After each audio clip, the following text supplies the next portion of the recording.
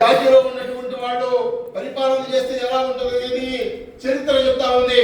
కానీ ఈ రాష్ట్రానికి వచ్చేటప్పటికి ఒక ఎమ్మెల్సీ గాని ఒక ఎమ్మెల్యే గాని లేనటువంటి దుస్థితిలో నాయి బ్రాహ్మణులు ఉన్నారు. ఈ రోజున చట్టసభల్లో నాయి బ్రాహ్మణులు ఒక్కడైనా సరే పండించగలిగితే మాకున్నటువంటి సమస్యలని ఖచ్చితంగా ప్రజలకి ప్రభుత్వానికి తెలియజెప్పి సమస్యల సాధన కోసం ఒక ప్రతినిధి కావాలని చెప్పి మా అందరి కోరిక. ఇది కూడా కోరుతా ఉన్నాం.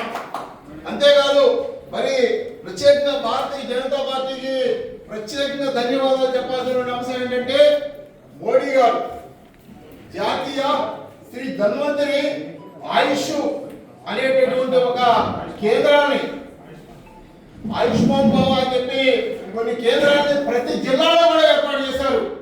ఇది మరి తెలియని ప్రతి జిల్లాలో కూడా